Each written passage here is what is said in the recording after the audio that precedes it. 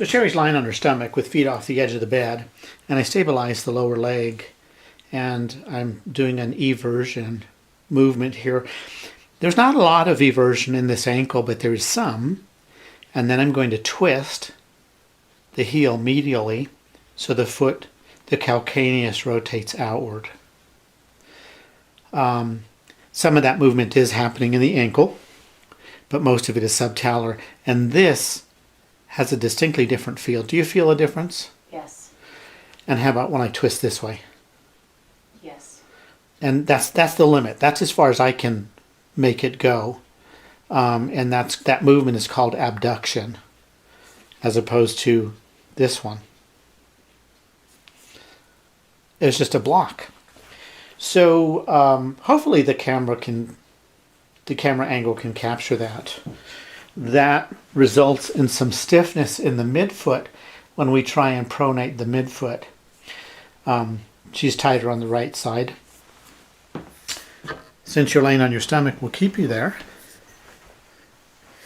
And I'll demonstrate the difference in hip mobility. So the left hip extends very freely. The right hip does not.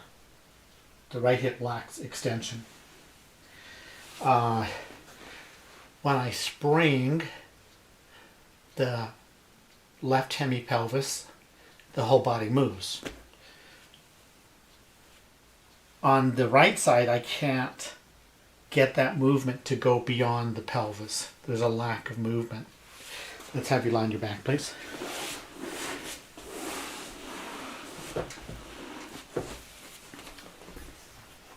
When I take up the slack on the left and then spring it, there's a movement and a recoil. On the right side, I can't take up the slack. It's stuck. It's not moving. And if I double that force, there's still no give. So we named that an anterior ilium. It's not the most appropriate nomenclature, but we won't debate that here. The pubic joint, here's belly button. So I just indent soft tissue here, come down to the waist, and then we land. Right there is the top of the pubic bone. And my left finger is lower towards your toes. Okay? Now you could be laying with the pelvis tilted. If that was the case, if it was just positional of the pelvis, then there would not be a step off when I walk across the left pubic bone onto the right pubic bone. But in fact, there is a step down. Do you feel that? Yes. Describe it. It hurts. Okay, and? It's very tender. Okay. Can you tell it's a step down? When you point it out, yes. Okay. Alrighty.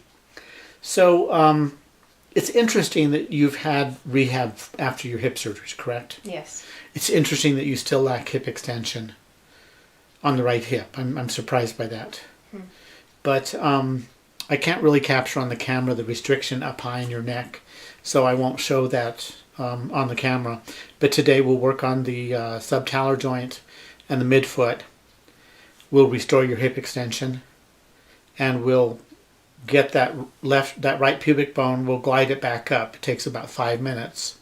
And then we'll treat this anterior ilium. But most importantly, we're going to teach you how to keep those movements. So it's not a model of care where you come back and then I do this thing to you each time you come. Right. You come once, and I do that to you. And then you come back in a couple of days, and I get to see how your body integrated that work. And on the second visit, I teach you how to take care of it yourself. So it's a really lousy business model, and I'm a fool. I'm a perfect fool. And on that note, I'm going to stop filming.